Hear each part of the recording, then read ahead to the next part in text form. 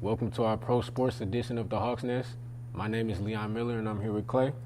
We're going to open it up with talking about the Masters today, and it's our first Masters without Tiger Woods for the first 4 or 5 years. He just recently got in a accident, and he had surgery. It was very serious. I know he broke a few bones in his leg and everything, so he's unable to participate this year. What do you think about that? Yeah, it's definitely weird. I think a big draw to the Masters is always Tiger, especially when he come back from that back injury. Everybody wanted to see Tiger win a major, and obviously he did it a couple years ago. Yeah.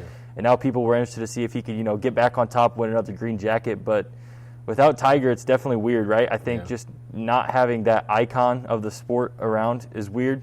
I'm sure the golfers themselves even feel, Tiger just being around that clubhouse every day is definitely kind of something that I think maybe elevates some different guys' games just to compete with a guy like that. But, what do you think about it? I agree, mostly for the same part. It's just the aspect of having Tiger Woods, in the space. No matter how he plays, I expected him to play well. He was playing well up to the point of the accident and everything. So, it definitely has an impact on the players and the ratings as well. It's more importantly, I feel bad for Tiger because I know he wanted to participate, this year. So it's just sad all the way around for real. Yeah, I think Tiger, like you said, he was playing well. So I think he definitely could have contended for this green jacket just to see if he could get another one. But the fact that he's not in it is definitely weird, and we'll see somebody else, win a green jacket here this year. Let's go ahead and move on to the MLB. The Astros, no Justin Verlander. They lose George Springer. They're still off to a good start. Yeah. Is that a surprise to you being no? It's not really a surprise because they still, the team chemistry, when you got team chemistry like that, you lose 2 big players, but you still have you have the rest of the guys that were on the World Series championship team, so it doesn't surprise me that they're performing at a high level. It's still early in the season.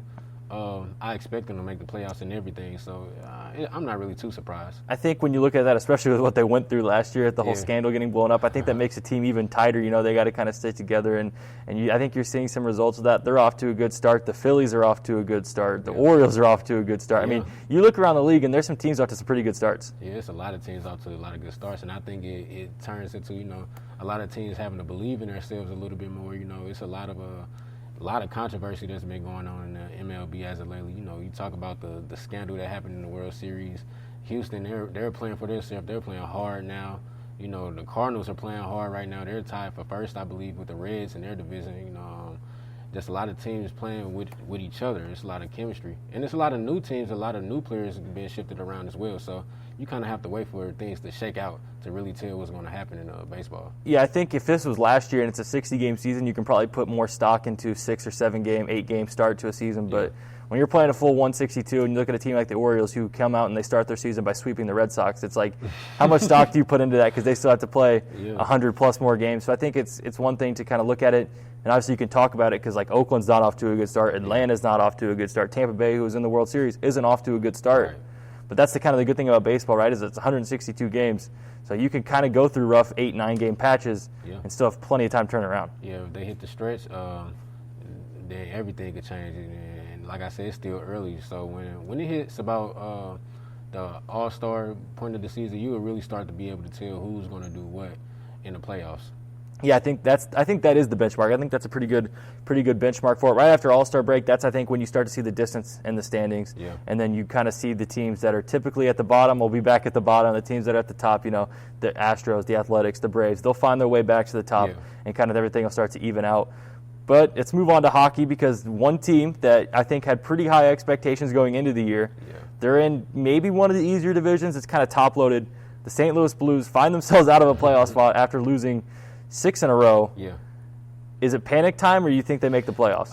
Well, it's panic time only because they have to make the playoffs. But I wouldn't say, panic as in, I don't know. Like, they still have time to make playoffs. They're not all the way out. So, they're a few points out right now. I don't think they panic, but I do think that they need a sense of urgency, and start to play well. Yeah, they're on the outside looking in to Arizona right now, and I think coming into the year, if you told any Blues fan that, they would have told you were crazy. Yeah, because we just went to the championship. Just won the Cup, and you get your Cup-winning goaltender back. You lose your captain, Alex Pietrangelo, to free agency, but I think a lot of people felt like this was a team that was going to be able to make some noise, and they have made noise, but just not in a good way. I mean, they find themselves out of the playoffs. I think you've got to ride the hot hand here. Jordan Bennington's starting to play pretty well, and I think if they can start to find goal scoring, they're getting some guys back from injury.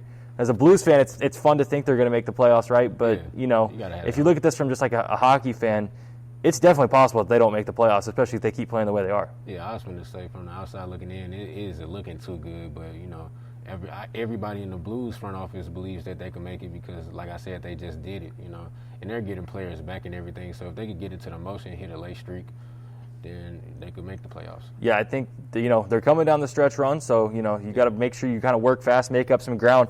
But let us know in the comments if you think the Blues are going to make the playoffs. We're interested to see what you have to think about that. But for Leon Miller, I'm Clay Harrell, and we say have a great weekend.